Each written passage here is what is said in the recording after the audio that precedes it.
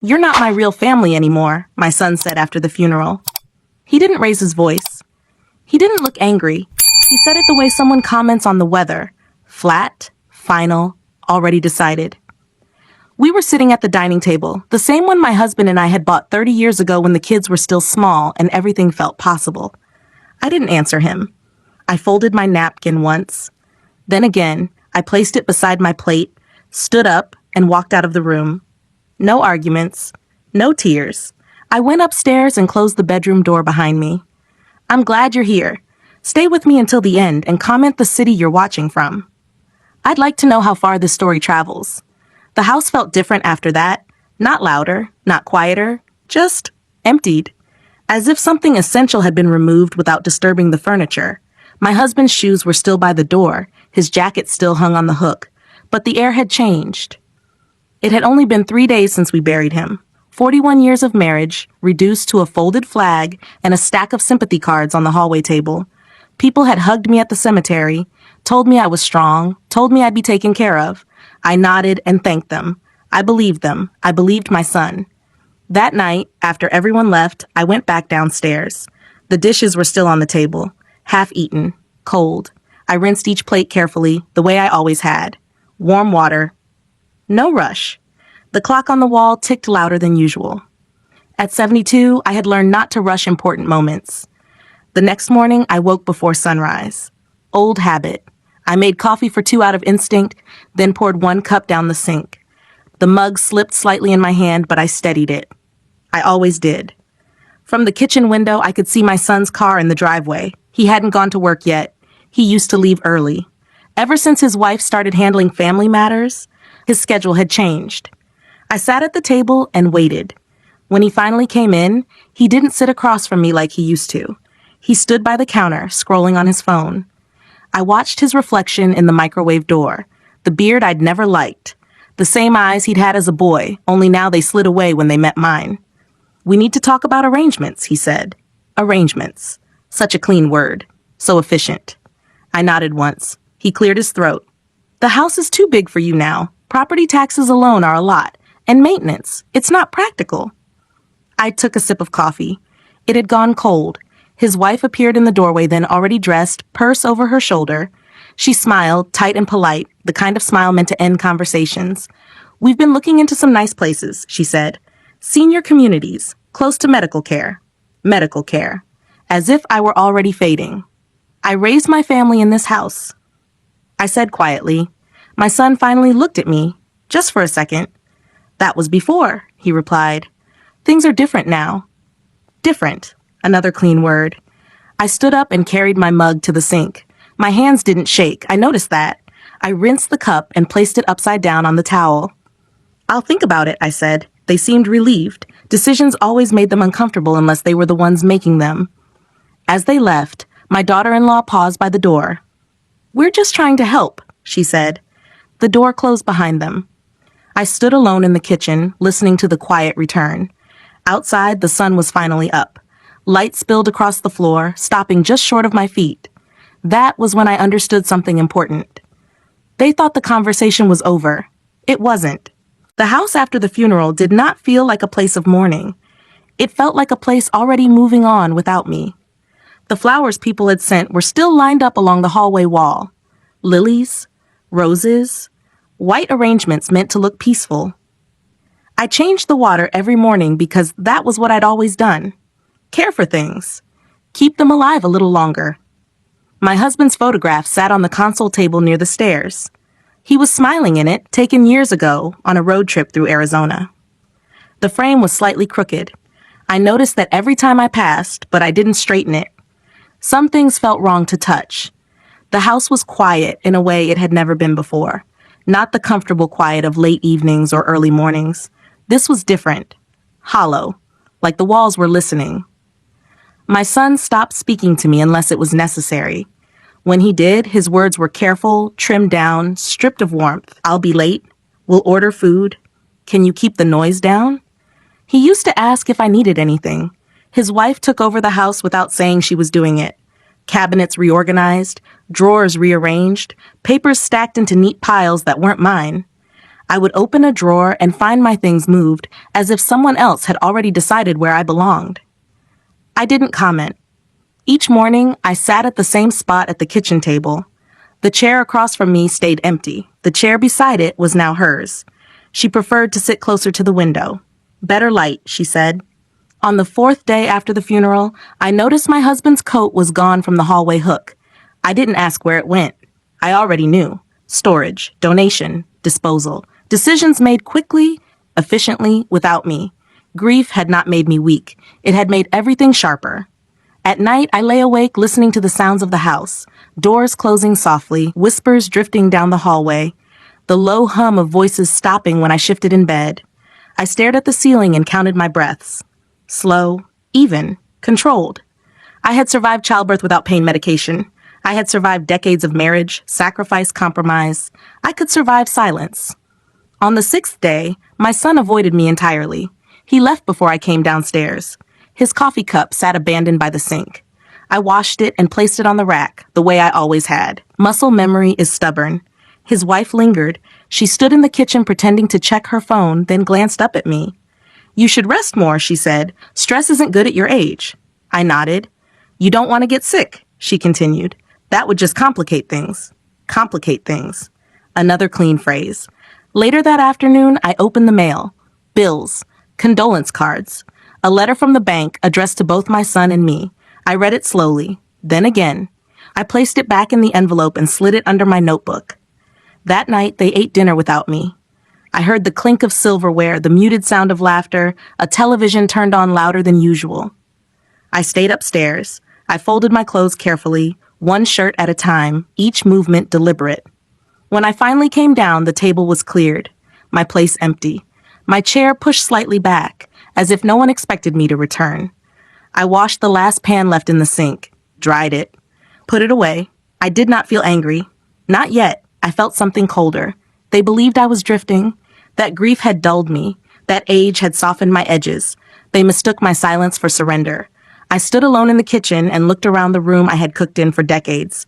Birthday cakes, holiday meals, quiet breakfasts. Everything was still here. The walls, the floors, the memories. So was I, and I was paying attention. By the second week, the house no longer felt like it belonged to me. It still carried my name on the deed, but the rhythm had changed. Doors closed where they once stayed open. Conversations paused when I entered a room. Small decisions were made without asking me, then presented as if they were already settled. I noticed my things first. A box of old documents I kept in the hallway cabinet was gone. Not missing. Moved. I found it later in the garage, tucked behind paint cans and folded ladders.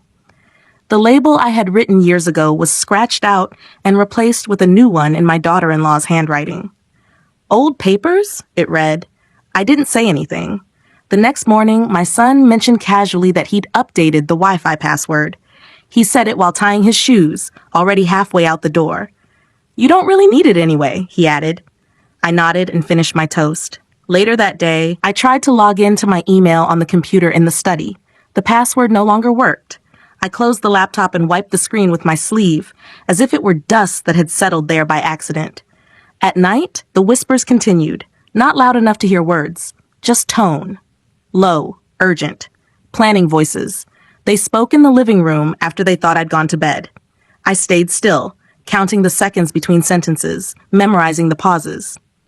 My name came up more often than they realized. On Wednesday, I opened my dresser drawer and found several things missing. Jewelry I wore often, practical pieces, nothing flashy, a watch, a ring, things with value but not the kind anyone would immediately miss. I sat on the edge of the bed and closed the drawer carefully. That afternoon, my daughter-in-law knocked on my door. She didn't wait for an answer. "We're going to move some furniture around," she said. Just to make things more efficient. Efficient was becoming her favorite word. She gestured toward the bedroom. "You don't need such a big space anymore." I looked around the room where I had slept beside my husband for decades, where I had woken to the sound of his breathing, where I had sat alone the night he died. "I'm comfortable here," I said. She smiled, "for now." By the end of the week, my mail began arriving already opened. Not all of it.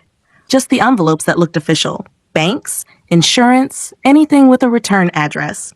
When I mentioned it, my son shrugged. We're just helping you stay organized. Organized? I started keeping my purse with me at all times, even in the house, even when I went to the bathroom. It rested on my lap while I watched television.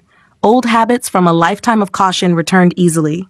One evening, I overheard a sentence that didn't stop echoing. She doesn't need to know yet. I was standing at the top of the stairs, unseen. I waited for the rest. There wasn't any. That night, I didn't sleep. I lay in the dark and replayed every interaction from the past 2 weeks. The moved papers, the missing items, the changed passwords, the careful words, the way decisions were framed as favors.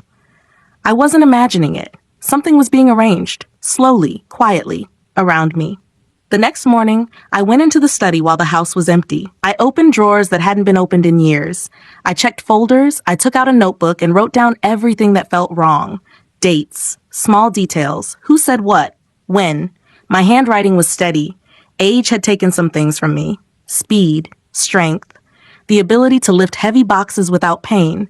It had not taken my memory. When my son came home that evening, he stood in the doorway and watched me write. "What are you doing?" he asked. "Making notes," I said. He hesitated. "About what?" I looked up at him, really looked. "About my life," I replied. He didn't answer. He just nodded once and walked away. That was when I understood. They weren't waiting for me to agree. They were waiting for me to disappear. That night, I opened in the box I had kept untouched since my husband passed. It was stored on the top shelf of the closet, behind winter coats that still smelled faintly of him. I had avoided it on purpose. Some things deserve time.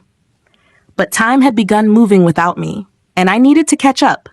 Inside were old documents, deeds, insurance policies, notes written in my husband's careful handwriting, the kind he used when something mattered. I sat on the bed and spread everything out slowly. We had talked about these things before he died. Not dramatically, not urgently, just two people who had built a life together and understood that nothing lasts forever. "This house is yours," he had said more than once, "no matter what." I remembered where we were standing when he said it. In the kitchen, late evening, the dishwasher humming in the background. He was leaning against the counter, arms crossed, watching me dry a plate. "You raised our son here," he told me. "You earned this place." I found the paperwork that matched his words. Clear, dated, signed, nothing rushed, nothing unclear. My hands didn't tremble as I read. They stayed calm, focused. What surprised me was how little grief I felt in that moment. Not because I didn't miss him. I did, every hour of every day. But grief had settled into something quieter now, something that left room for thinking. I began to see patterns. My son had changed long before the funeral. Not suddenly, gradually, shorter visits, fewer questions, a distance that grew each time his wife spoke for him. I remembered the first time she corrected me in front of him, a small thing, a detail about his childhood. He had laughed and gone along with her version. I had laughed too. I remembered how often she talked about planning for the future, about simplifying, about not needing so much space. The way her eyes moved through the house as if measuring it. At the time, I thought it was concern. I knew better now. On the back of one document, my husband had written a note, just one sentence. "Make sure she's protected." I folded the paper carefully and placed it back in the box. The next day, I paid attention in a different way. I noticed how my son waited for his wife to speak first before answering me, how he glanced at her before agreeing to anything, how often she used the word "we" when talking about decisions that didn't include me. "We think it's best. We've already looked into it. We don't want you to struggle." Struggle. Another word meant to sound kind. That afternoon, I found my husband's old wallet in a drawer, empty. The cards removed, the leather worn soft from years of use. I held it for a long moment, then put it back where I found it. I was done looking backward. That evening, I asked my son a simple question. "Do you remember what your father wanted?" He froze. Just for a second. "Of course," he said. "Why?" I watched his face carefully, the way his jaw tightened, the way his eyes flicked away. "I was just wondering," I replied. He nodded too quickly. "He trusted us." That was when I knew. Trust had already been spent. I returned to my room and closed the door. I sat at the desk and added more notes to my notebook. Dates, conversations, words that didn't match actions. I didn't feel betrayed.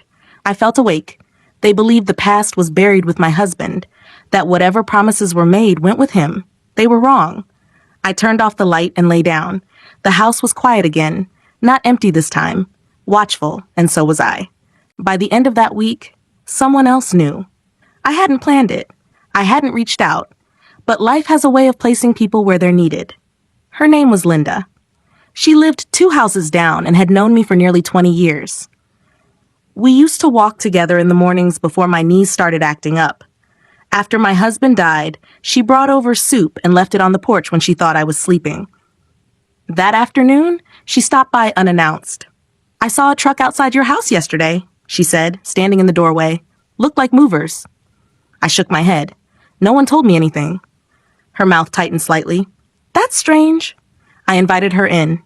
We sat at the kitchen table, the same one I'd sat at every morning since the funeral. I poured coffee. She didn't add sugar, just like always. We talked about small things at first, the weather, her grandson, the rising cost of groceries. Then she leaned in a little and lowered her voice. "I don't want to overstep," she said, "but I heard your daughter-in-law asking about assisted living places.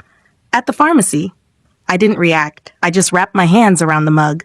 "She was asking about waiting lists," Linda continued, "and whether families could move someone quickly, without complications." "Complications," I nodded once. "Thank you for telling me." Linda studied my face. "Are you all right?" "I am," I said, and I meant it. After she left, I sat alone for a long time. The word assisted echoed in my mind. Such a gentle word, almost generous. That evening, my son brought it up himself. "We've been talking," he said, standing near the doorway like he wasn't sure if he wanted to come in. "About options, long term." I didn't look up from the papers I was sorting. "There are places with activities," he added. "People your age. It wouldn't be lonely." Lonely. Another word chosen carefully.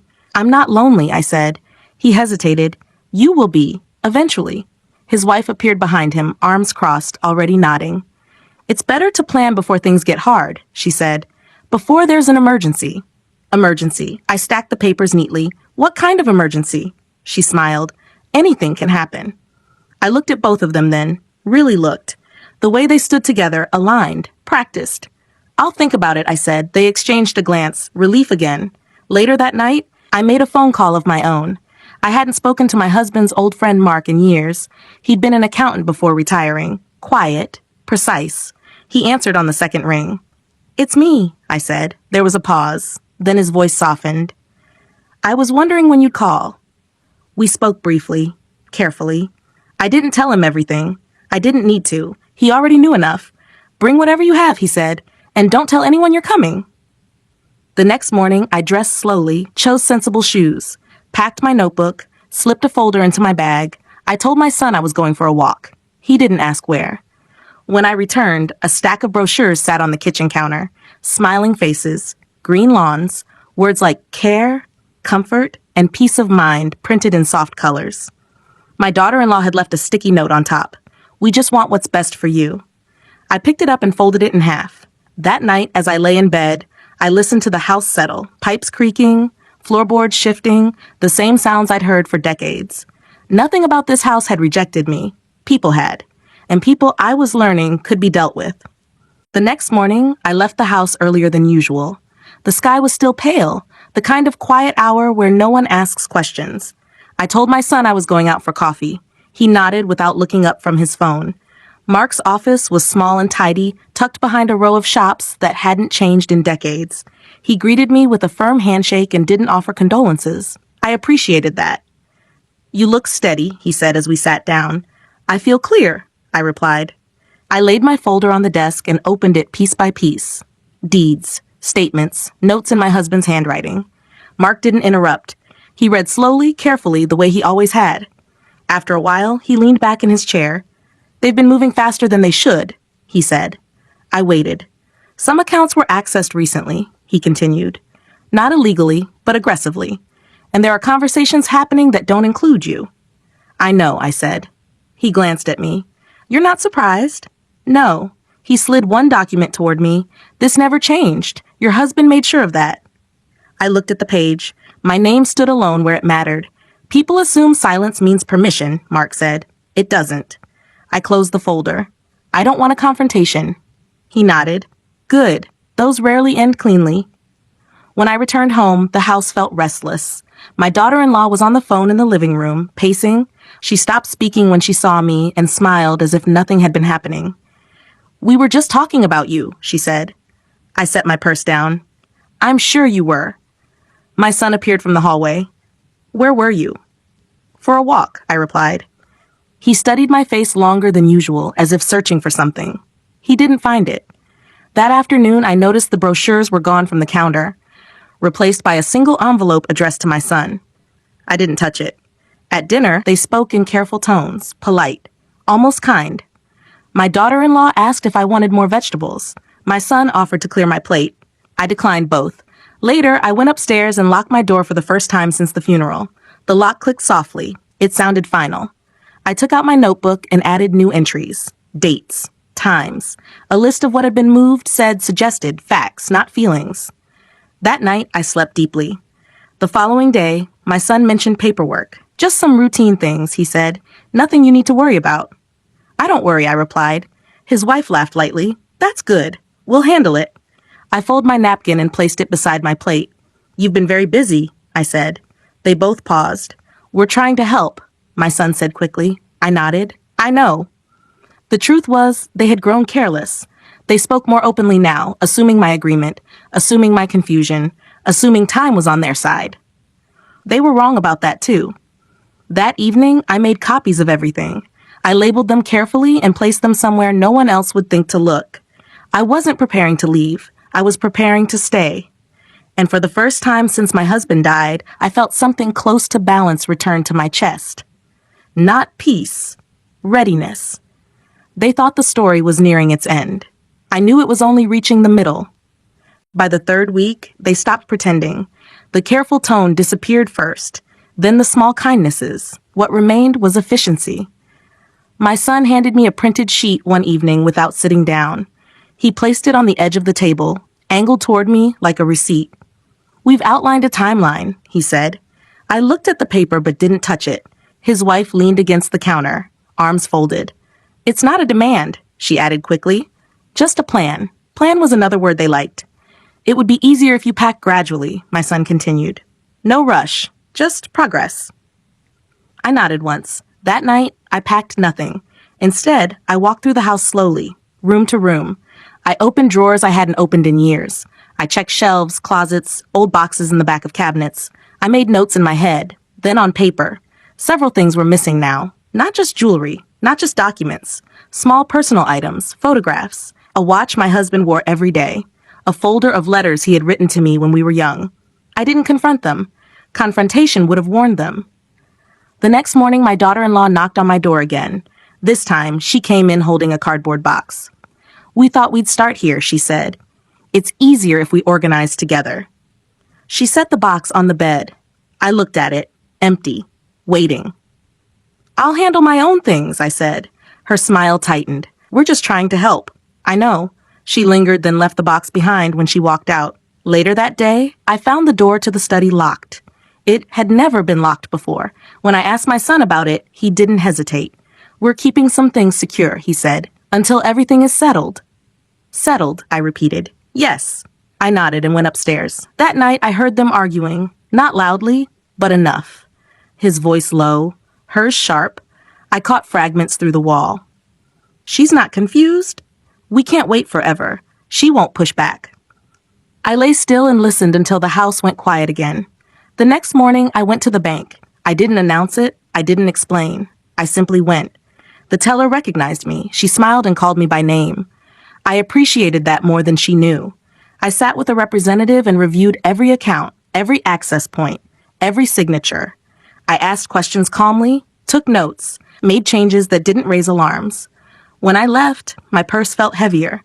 At home, my son was waiting in the kitchen. Where did you go? He asked. Out, I replied. He watched me closely. We need to talk. Later, I said. That evening, they brought up the timeline again, more firmly this time. We found a place, my daughter-in-law said. There's an opening. So soon? I asked. She smiled. That's good news. I folded my napkin and placed it beside my plate. I'll let you know, I said. My son frowned. We need an answer. I understand. They exchanged a look. That night, I moved my notebook to a different place, somewhere they wouldn't think to search. I locked my door again. I slept lightly. By morning, I knew exactly what they were doing. They weren't asking me to leave. They were arranging it. Quietly, legally, carefully. They believed I would comply out of grief, out of age, out of habit. They believed I was already gone. I stood at the window and watched the sun rise over the yard I had tended for decades. The roses needed trimming, the fence needed repair, ordinary things, real things. I wasn't finished with this house, and I wasn't finished being counted. The final push came quietly. No raised voices, no slammed doors, just decisions made without me, then carried out as if they were inevitable. I returned from the grocery store one afternoon to find my suitcase standing upright in the hallway. It was mine. Old, scuffed on one corner, the one I used for short trips. It hadn't been there when I left. My daughter-in-law stood nearby, checking her phone. "We didn't pack much," she said without looking up. "Just essentials." Essentials, as if my life could be reduced to a category. I set the grocery bag on the counter. Milk, bread, apples, ordinary things.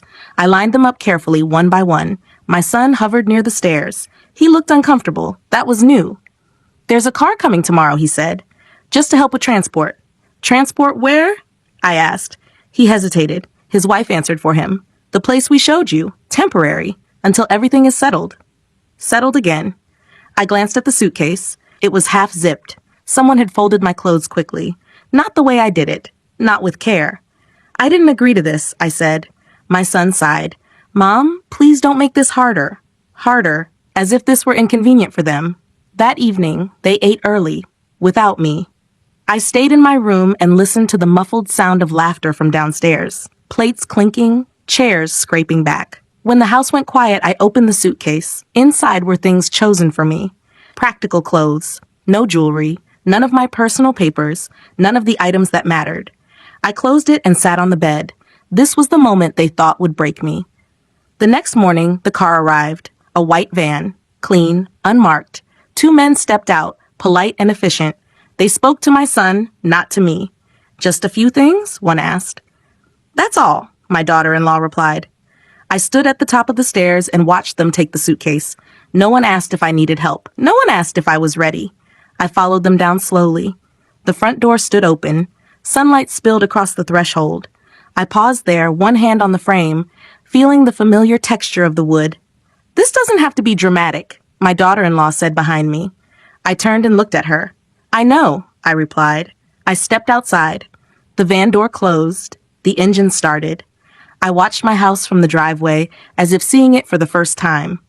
The porch my husband built, the window I used to wave from, the roses along the fence. My son avoided my eyes. They thought that was the end. They thought removal meant resolution. They were wrong. As the van pulled away, I rested my hands in my lap and breathed slowly. I wasn't panicking. I wasn't afraid. I was alert. Because they had made one mistake. They moved me before they finished what they started. And I had already made sure that nothing important, nothing that truly mattered, was in that suitcase. I watched the house disappear behind us. Not as someone being erased, but as someone stepping back just long enough to return on her own terms. The place they took me to was quiet in a way that felt staged. Clean hallways, soft lighting, smiles that didn't linger. I was given a small room with a single window and a neatly made bed. My suitcase sat at the foot of it, closed, obedient. "This is just temporary," my son said before leaving. He stood in the doorway, already halfway gone. "Until things settle," I nodded. The door closed, not locked, just closed. That night, I didn't unpack. I sat on the edge of the bed and listened. A television murmuring down the hall, footsteps passing, a cart rolling slowly over carpet. Life reduced to background noise. In the morning, I asked to use the phone. The woman at the desk smiled. "Of course." I dialed Mark's number from memory. "They moved me," I said when he answered. "I know," he replied. "I was waiting." We spoke briefly. Precisely. No wasted words. "Today," he said. "Do it today." I hung up and placed the receiver back carefully. After breakfast, I asked for a ride to the bank. I said I needed to handle personal matters. They didn't argue.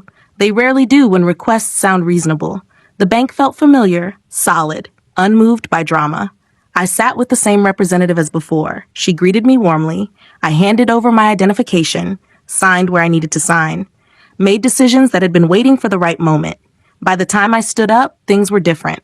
Not loud, not visible, just different. From there, I went to the lawyer's office Mark had recommended. A woman with sharp eyes and a calm voice. She listened without interrupting, read everything, asked questions that mattered. They assumed too much, she said finally. Yes, I replied.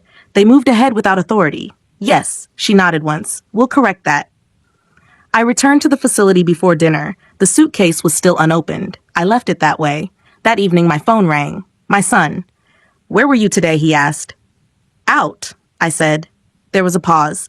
You weren't here all day. No. His voice tightened. You should tell us when you leave. I don't need permission, I replied. Another pause. Longer this time. We're just trying to protect you, he said. I didn't answer. The next morning, the calls started earlier. My daughter-in-law, then my son again. Messages this time. Short, sharp. Call us. This is serious. You went behind our backs. I turned the phone face down and finished my tea. By noon, the tone changed. Confusion replaced certainty. Questions replaced instructions. Did you talk to someone? There's a problem with the accounts. Something's frozen. I remained silent. That afternoon, I packed my suitcase properly. Slowly, carefully. Only what I wanted, what mattered. I checked out at the front desk, thanked the staff, called a car. When I stepped outside, the air felt different. Not lighter, clearer. My phone rang again as I got in. Mom, my son said, breathless. Where are you? On my way home, I replied. That's not possible. It is. He started to say something else. I ended the call. As the car pulled onto the road, I watched the buildings pass. Ordinary streets, ordinary lives, people going where they chose. They thought moving me would make things easier. They thought distance would weaken me. They forgot something important. I had lived long enough to know when to be still and when to move. When I arrived back at the house, the driveway was already full. 2 unfamiliar cars were parked crookedly, as if they'd arrived in a hurry. The front door was closed, not locked, just closed in a way that suggested control. I asked the driver to wait. Inside, voices overlapped, not shouting, tense, fractured. I stepped through the door without knocking. My son stood in the living room, phone pressed to his ear. He froze when he saw me. My daughter-in-law was pacing near the window, her face pale, her hands moving too quickly. She turned. Her smile tried to form and failed. You're not supposed to be here, she said. I live here, I replied. My son lowered his phone slowly. Mom, there's been a misunderstanding. I set my bag down by the door. No, I said, there's been an assumption.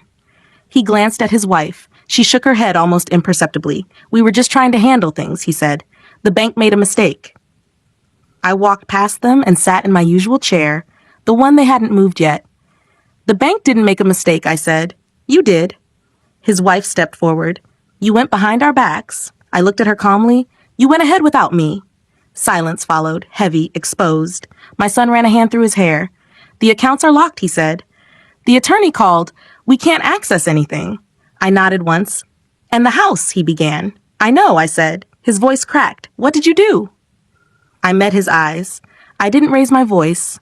I didn't soften it either. I corrected the paperwork. His wife let out a sharp breath. You can't do that. I already did. She looked at my son, then back at me. You're confused. You're emotional. I stood up. No, I said. I'm finished being patient. The words settled into the room like dust. My son swallowed. Dad wouldn't have wanted this.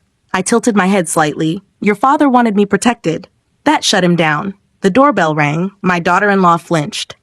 I opened the door myself. A man in a suit stood on the porch, folder in hand. Calm, professional. Mrs. Harris? He asked. That's me. I'm here to serve notice. He stepped inside. My son backed away instinctively. The man explained things clearly, slowly. Ownership, authority, improper access, temporary measures pending review. I listened without interruption. My daughter-in-law interrupted anyway. This is outrageous. The man glanced at her briefly. It's documented. He handed my son a copy, then another to me. Next steps will be outlined, he said. You'll be contacted. When the door closed behind him, the house felt different again. Not hollow, grounded. My son stared at the papers in his hands. You planned this. I shook my head. I prepared. His wife's voice rose. After everything we've done for you? I picked up my bag. You removed me from my home, I said. You packed my life into a suitcase. You spoke for me, decided for me. I walked toward the stairs. I didn't raise you to confuse silence with permission, I added. They didn't follow. Upstairs, I unpacked slowly, returned things to their places, hung my coat on its hook. Downstairs, I could hear them arguing again. Sharper this time, less careful. I closed my door. They thought control meant winning. They were learning the difference. The confrontation didn't happen right away. It waited. For 2 days, the house existed in a careful ceasefire. My son avoided me entirely. My daughter-in-law moved through the rooms as if I were furniture, present, inconvenient, ignored. I let them. On the 3rd evening, my son finally knocked on my door. He stood there longer than necessary, hands at his sides, shoulders tense. He looked older than he had a week ago. "We need to talk," he said. I stepped aside. He entered the room slowly, as if unsure whether he was allowed. He sat on the edge of the chair, not the bed. That mattered. "I didn't think it would come to this," he said. I didn't answer. He took a breath. "You have to understand. After Dad died, everything felt unstable. We were trying to keep things from falling apart." I looked at him. "You pushed me out of my home." He flinched. "That wasn't the intention. It was the result." Silence stretched between us. "You said something to me," I continued. "After the funeral." He looked down. "I didn't mean it the way it sounded. You said I wasn't your real family anymore." His jaw tightened. I was angry. "You don't know the pressure we were under." I nodded once. "I know exactly what pressure feels like." He looked up then. "You could have talked to us." "I did," I said. "You didn't listen." His voice dropped. "She was worried you'd take everything." I didn't react. "She said if we didn't act fast, we'd lose control." "There it is," I said. He swallowed. "She thought you'd understand eventually." "I understand now." He rubbed his hands together. "What happens next?" I stood and crossed the room to the window. The yard looked the same as it always had. Grass slightly overgrown, roses needing attention. "I'm staying," I said. "In my house." "And us?" he asked. I turned back to him. "You'll follow the boundaries you ignored." He looked up sharply. "You do this to your own son?" I met his eyes. "You did it to your mother." The words landed harder than shouting ever could. He stood. "She won't accept this. I'm not asking her to." At the door, he hesitated. "You didn't have to embarrass us." I tilted my head slightly. "You didn't have to erase me." Downstairs, his wife was waiting. I didn't go to them. I stayed where I was. Later, I heard raised voices, accusations, blame moving back and forth, searching for a place to land. My name came up more than once. I didn't intervene. That night, I slept in my bed under my roof with the door unlocked. In the morning, my daughter-in-law confronted me in the kitchen. "You think you've won," she said. I poured my coffee. "This isn't a competition. You ruined everything." I took a sip. "No, I stopped you." She leaned closer. "He'll resent you for this." I looked at her calmly. "He already chose." She stepped back, unsettled. "You should apologize," she said. I set my cup down. "No." She stared at me as if waiting for more. There was nothing else. That afternoon, my son packed a bag. Not mine. His. They left before sunset. The house settled around me again. Not watchful this time. Resolved. I stood in the doorway and listened to the quiet. Family, I understood now, wasn't defined by who stayed when things were easy. It was defined by who tried to erase you when they thought you were weakest, and who failed. The house was quiet the morning after they left. Not the hollow quiet from before, not the watchful silence that had followed every conversation. This was different, settled, like dust finally resting after being stirred for too long. I walked through each room slowly, not to check for damage, not to count what was missing, just to be present. The living room still smelled faintly of coffee.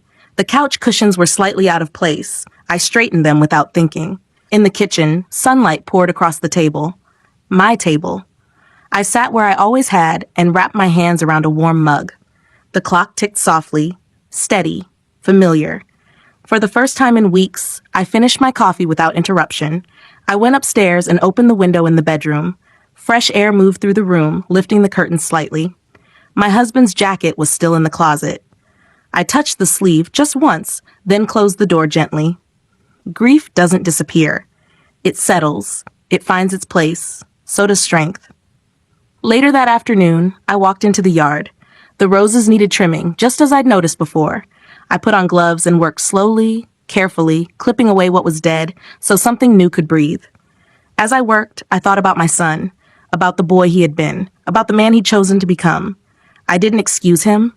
I didn't curse him either. Some lessons are learned only through loss. He had chosen control over care, silence over honesty. I chose myself. A few days later, a letter arrived. Apologies wrapped in explanations, promises shaped by regret. I read it once and placed it in a drawer. Not hidden, just set aside. Forgiveness, I knew, was not the same as access. The neighbors stopped by. Linda brought soup again, this time staying for coffee. We talked about ordinary things, weather, recipes, life continuing. That evening, I set the table for one. No extra plates. No empty chairs waiting to be filled. Just enough. I didn't feel lonely. I felt complete. Before bed, I walked through the house one last time, turning off lights, checking locks. When I reached the front door, I paused. The wood was worn smooth where my hand rested, shaped by decades of coming and going. I had been pushed out once. I had come back on my own terms. In the quiet of the living room, I sat down and let myself remember. Not the betrayal, not the words that cut, but the life I had built, the love I had given, the resilience that had carried me through every season. Age had taken nothing essential from me. It had taught me when to be patient, and when patience had run its course. As I turned out the last light, I understood something clearly. Family is not who decides for you when you are vulnerable. Family is not who speaks over you or erases you quietly. Family is what remains when you stand your ground and refuse to disappear. That night, I slept deeply, not as someone who had won, but as someone who had finally been seen by herself first.